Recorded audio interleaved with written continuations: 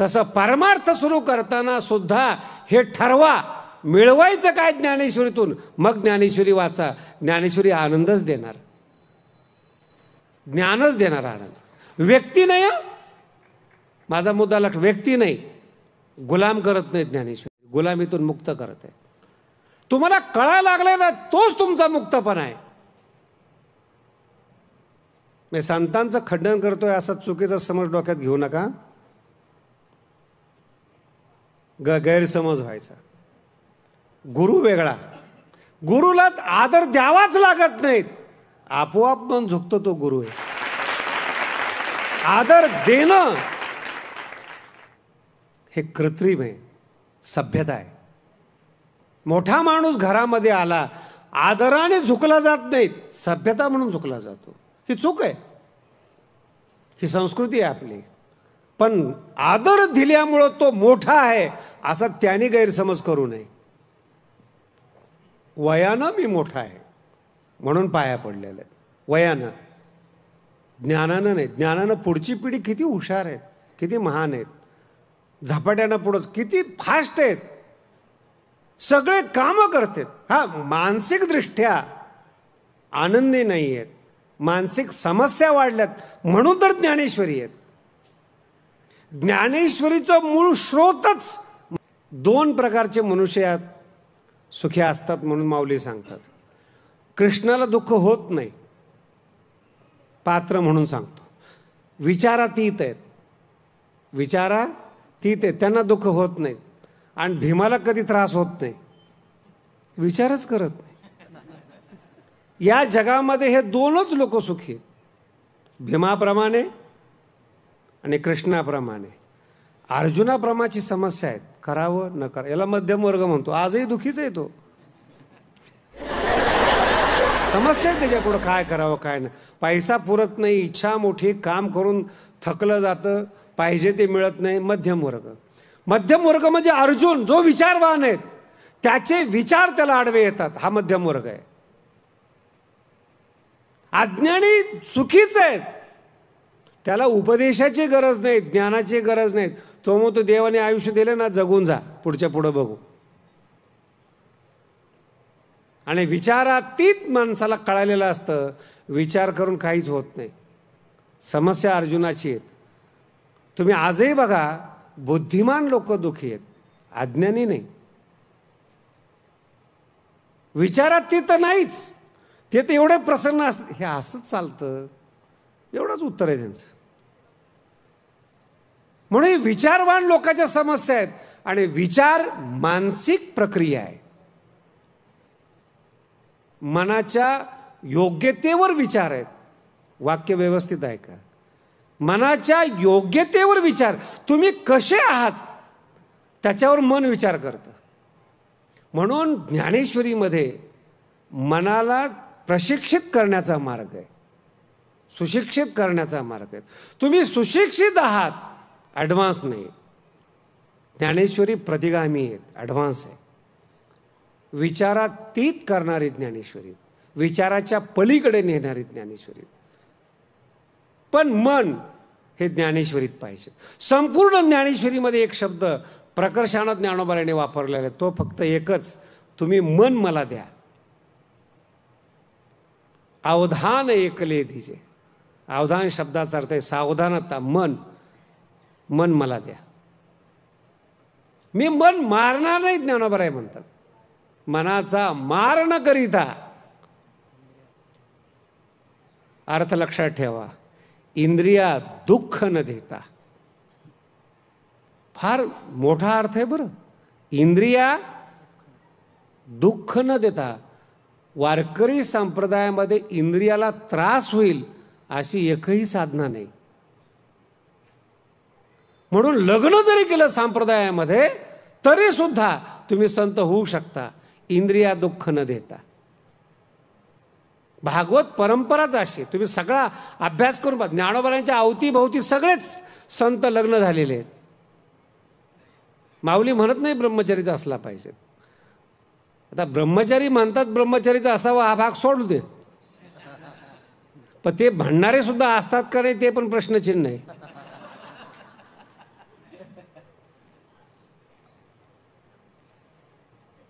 कशा करता? ज्ञानोबा काय सांगताना आपण समाजाला काय सांगतो? आपल्यामुळं ज्ञानेश्वरी लोक वाचत नाही, हे दुर्भाग्य आहेत. हे सांगणाऱ्याला कळालं पाहिजे. लोक शिकतायत, जास्त चांगलं आहेत. ज्ञानेश्वरी तितके ॲडव्हान्स आहेत, तितकं पुढं जाणार आहेत, मनाच्या समस्या दूर करणार आहेत, विचारवान. अर्जुन विचारवान आहेत म्हणून गीता आहे. भीमासारखे ना गीता सांगायची काय गरज आहे? जरुरीच नाहीत. म्हणून नवीन पिढी जेवढी सुशिक्षित होईल, समजदार होईल, जिज्ञासू होईल, तितकी ज्ञानेश्वरी त्यांना जवळची वाटेल. प्रश्न असा आहे, त्यांच्यापेक्षा शिकलेला माणूस त्यांना सांगणारा पाहिजेत. ही ज्ञानेश्वरीची कमकुवतपणा आहे आजचा. आमच्यातले काही लोक, आणि ज्ञानेश्वरीचं संप्रदायाचं एक वेगळं वैशिष्ट्य, आमच्यातले बरीचशी लोक कीर्तनं करतात, ज्ञानेश्वरी प्रवचन करतात. मराठीमध्ये आमच्यातले खूप गोड शब्द, काही काही शब्द समजण्यासारखे आहेत बरं का. नवीन नवीन गादीवर बसलो तेव्हा या भागातले लोक आले, मराठी फार वेगळी वापरतात. ग्रामीण भागातले लोक पण श्रद्धावान असे कागद घेऊन आले, बाबा तुमचा कोणता दिवस घालायचा? मराठी आहे ना ते. तुमचा कोणता? म्हणजे जो वाटेल तो घाला, ह्याच्यापेक्षा काय. कीर्तनाची सेवा पाहिजे असं नाही. तसं वारकऱ्यांमध्ये, कीर्तनकारामध्ये एक शब्द आहेत. जर एखाद्याने कीर्तन केलं तर कीर्तनकार कीर्तनकाराला विचारतात, कीर्तन कसं झालं? ते म्हणतात अभंगावर बोलला.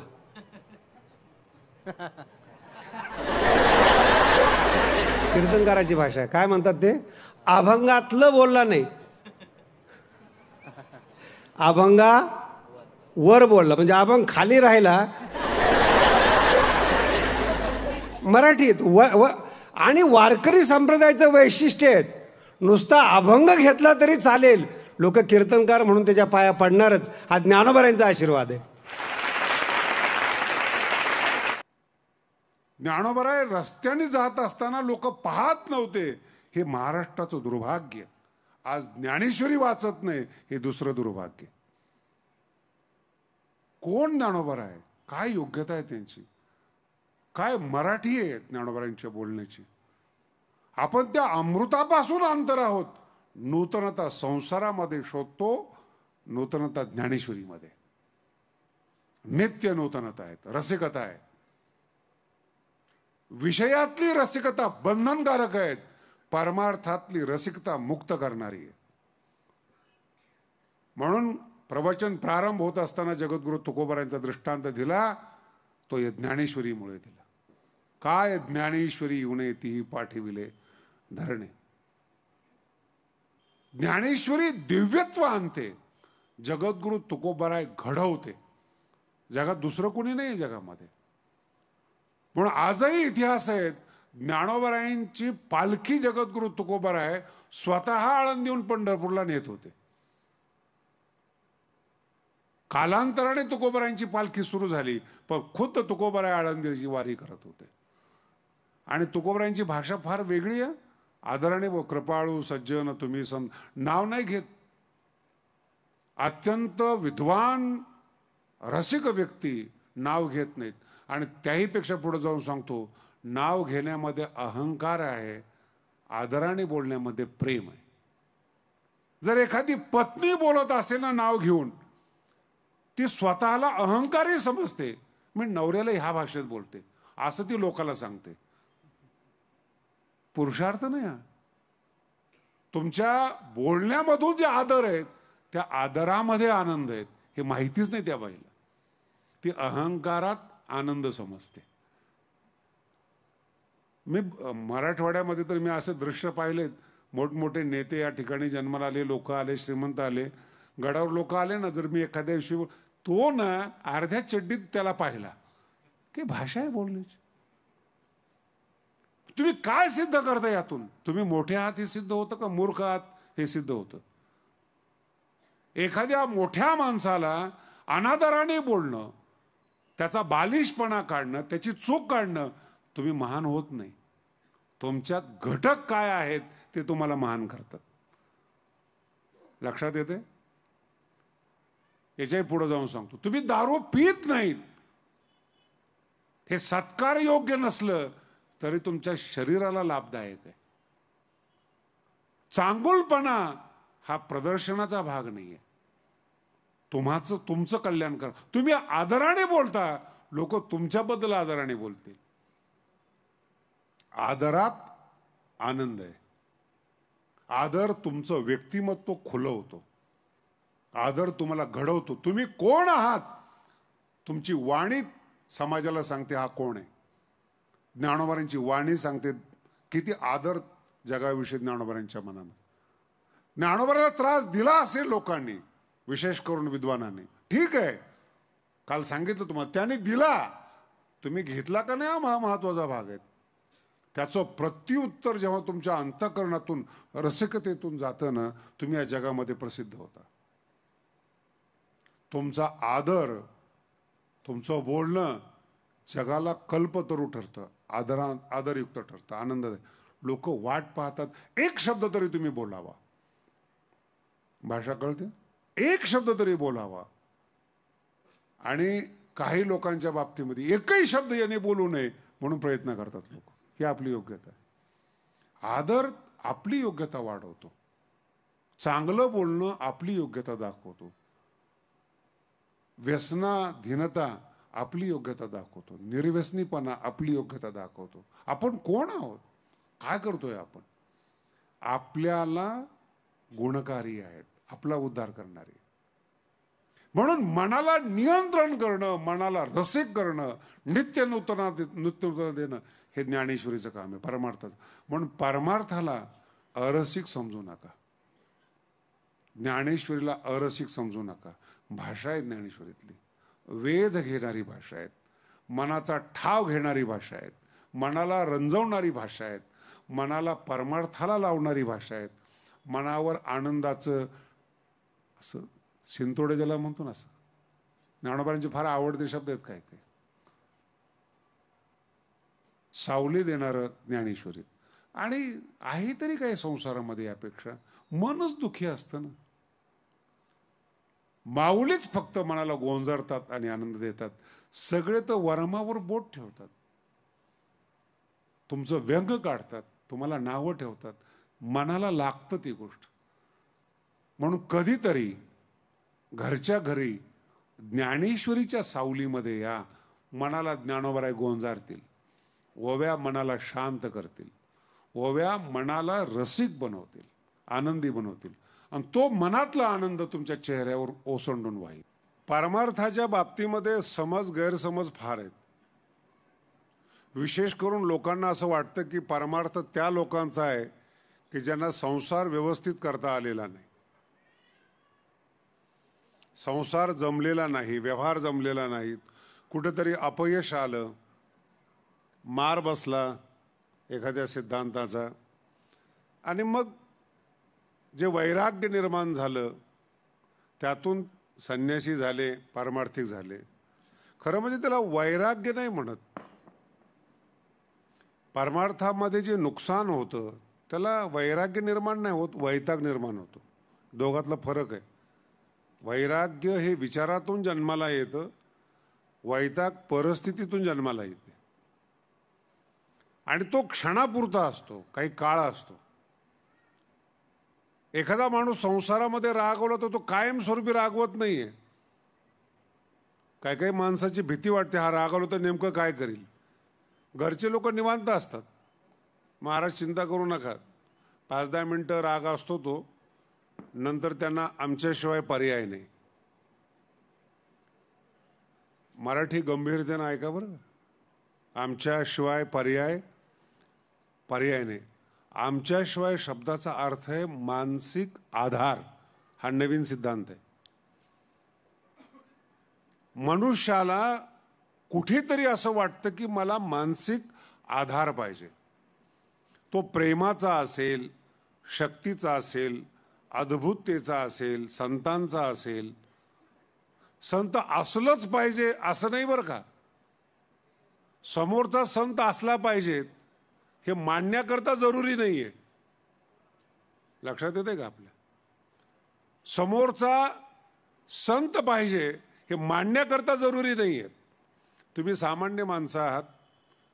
रामायणामध्ये मोठा सिद्धांत आहे. वाल्मिकी रामायणामध्ये विशेष करून आलेला आहे. राजा सुद्धा रावण राजा सुद्धा स्त्रीसाठी संन्यासी होतो हे विसरू नका. म्हणून एखाद्या संन्याशाने जर स्त्रीसाठी काही मागणी केली असेल तर आश्चर्य मानण्यासारखं असं काही मानू नका तुम्ही. भारताची मोठी परंपरा आहे. संन्याशाने स्त्रीचा स्वीकार केला काय किंवा स्त्रीसाठी संन्यासी झाला काय ही माणसाची प्रवृत्ती आहे. रामाच्या सहवासामध्ये 12 वर्ष राहिलेली सीता ज्या जनकाला श्रीमद भगवद्गीतेमध्ये आदराने ज्यांचा उल्लेख केलेला आहे असे जनक या भारतातली महान विभूती आहे. जनकाच्या घरामध्ये जन्म आहे सीतेचा. माहेरचे संस्कार चांगले आणि ज्या रामाची भारत उपासना करतो त्याची ती अर्धांगिनी आहे. ती सीता जो संत नाही जो संन्यासी नाही त्याला संन्यासी मानते. त्याच्या मानाने तुम्ही फार किरकोळ आहात. तुम्ही कोणालाही मानाल. आणि तो राजा रावण संन्यासी होऊन आल्यानंतर सीता बसायला टाकते आणि कंदमूळ फळ त्याला देते. दृष्टांत मी रामायण नाही सांगत बरं का. जो संन्यासी नाही त्याला संन्यासी मानण्यासाठी संन्यासी असण्याची आवश्यकता नाही. तुम्ही मानता बसाल. आणि मार्केटमधला बाजारामधला असा नियम आहे तुम्ही मानावं एवढं त्यांच्यासाठी पुष्कळ आहे. तुम्हाला फसवता यावं एवढं पुष्कळ आहे. मानलंच पाहिजे मनातून असं त्यांचा आग्रह नाही. कशाने मानाल ती व्यवस्था आम्ही करू. ॲडव्हर्टाईज असेल, विज्ञापन असेल, संताचं सुद्धा विज्ञापन असतं. अमुक विषय तुम्ही सांगणार आहात याचं सुद्धा विज्ञापन असतं. काय काही पोस्टर मी बघितलेत. ब्रह्मविद्या पारांगत, ब्रह्मविद्या शिकवणार. आता ही शिकवली जाते का नाही भारताला माहितीच नाही. ब्रह्मविद्या हा शब्द चांगला आहे. शब्दामध्ये सौंदर्य आहे. लोकांना वाटतं काहीतरी एक नवीन विद्या असेल, आपल्यालाही चमत्कार करता येतील. म्हणून मनाचा स्वभाव लक्षात घ्या. तुम्ही असलंच पाहिजे त्या गोष्टीमध्ये असं नाही. तुम्हाला ते मानतात इथं मन फसतं. हा मनाचा विचार आहे. समोरचा ज्ञानी असलाच पाहिजेत हे जरुरी नाही. तुम्ही मानता संपला विषय. इतकं मानणं मनाचं घातक आहे. आणि तुमचं मन त्याचा भ्रम जोपर्यंत जात नाही तोपर्यंत ते त्याला संतच मानतं. जेवढ्या भारतामध्ये वयोवृद्ध झालेले माता पिता आहेत त्यांना म्हातारपणी कळतं की आपला मुलगा चुकीचा आहे. पण तोपर्यंत ते मानतातच. रोज कीर्तन प्रवचनातून ऐकतात की मुलं धोका देतात, म्हातारपणी सांभाळत नाही, म्हातारपण वाईट आहेत. सगळं ऐकलेलं असतं. पण त्यांचं मन मानतं की माझा मुलगा असा नाही आहे. तो वास्तविक तसाच आहे. त्याचा असण्याचा आणि तुमच्या मानण्याचा काहीही संबंध नाही. तुम्ही सुशिक्षित असा, श्रीमंत असा, विद्वान असा हा तुमचा विषय आहे. तुमचं मन काय मानतं हा महत्वाचा विषय. आणि मन तुम्हाला त्रास देतं. दुसरं कोणीही त्रास देत नाही. मनात राहतं, मनात घर करतं, मानसिक त्रास होतो. म्हणून काही मनाची लक्षणं ज्ञानेश्वरीमध्ये आले ज्याचं आपण चिंतन करत आहोत. मनाचं लक्षण आहे विवेकात ते भुलवी, हे अर्जुनाचं म्हणणं आहे बरं का. जो चांगला विचार आहे मन त्याला भ्रम आहे म्हणून सांगतं. जो विषय सांगतो तो व्यवस्थित आहे का. जो विवेक आहे त्याला भ्रम म्हणून सांगतं. आणि जे भ्रम आहे त्याला ज्ञान म्हणून सांगतं. जो दृष्टांत चालू आहे तो पुन्हा व्यवस्थित आहे. जो संन्यासी नाहीये रावण, मन संन्यासी मानतं त्याला. आणि जो 12 वर्षापासून चेहऱ्याकडे पाहत नाही लक्ष्मण, वाल्मिकी रामायणामध्ये फार सुंदर उल्लेख आहेत, त्याला कामी म्हणून सीता बोलते. काय किती विचित्र आहेत. तुम्ही आपले जे ग्रंथ आहेत भारतीय संस्कृतीमध्ये हे विचारप्रधान ग्रंथ आहेत. कथा सांगावी लागते पण त्या कथेच्या मागे विचार आहेत आणि ते विचार तुमच्यापर्यंत आल्यानंतर तुमचं जीवन सुंदर व्हावं, आनंदी व्हावं याकरता त्या ग्रंथातून मांडलेले असतात. ते राम गेल्यानंतर हरणाच्या मागे लक्ष्मणाला सांगून गेलेलं असतं, काही जरी झालं तरी सीतेला सोडू नको. आणि जेव्हा आवाज येतो, आवाज म्हणजे आभास, लक्ष्मणा वाचव लक्ष्मणा वाचव म्हणून, त्यावेळेस सीता घाबरलेली असते आणि लक्ष्मण सांगते तुम्ही जा. लक्ष्मण ऐकत नाही. सीता सांगते गेलं पाहिजे, तो म्हणतो नाही जात. सीता घाबरलेली आहे आणि घाबरलेली अवस्था इतकी वाईट आहे, समोरच्याचा अधिकारच कळत नाही की कोण आहे. समोरच्याचा अधिकारच कळत नाही कोण आहे. ही घाबरलेल्या मनाची अवस्था आहे. आणि इथून गीता जन्माला येते. ह्या अवस्थेतून जरी मी सीतेबद्दल बोलत असलो तरी अर्जुन त्याच्याबरोबरच आहेत. मानसिकता एकच आहे सगळ्यांची. 12 वर्ष जंगलात राहिलेली सीता मजबूत होते मनाने आणि एकदम घाबरते. आयुष्यभर युद्ध करणारा अर्जुन मनानं मजबूत असतो, एकटाच युद्ध करतो 11 अक्षोणी सेनेबरोबर, पण महाभारताच्या युद्धामध्ये अगदी ताकद घेऊन उभा राहिलेला असतो. भगवंताला असं वाटतं अर्जुन मोठा योद्धा आहे तर हलक्या हलक्या योद्ध्यापासून युद्ध सुरू करावं. कृष्णाचं मत आहे बरं काय. अर्जुनाने एकदम असं मोठं युद्ध करावं असं नाही. जरा आपल्या भाषेत म्हणतो ना आपण, हात गरम झाला पाहिजे म्हणून जरा अल्पारंभ क्षेमतरा, छोटी सुरुवात केली पाहिजे, जरा धैर्य वाढतं म्हणून असं सामान्य लोकांपुढे कृष्णाने रथ उभा केला. गंभीरतेनं ऐका, रथ कोणी उभा केलाय? कृष्णाने. मग आपल्यापेक्षा कृष्ण बुद्धिमान आहे हे अर्जुनाच्या मनाला विश्वास वाटला पाहिजे. वाटत नाही म्हणून गीता जन्माला येते.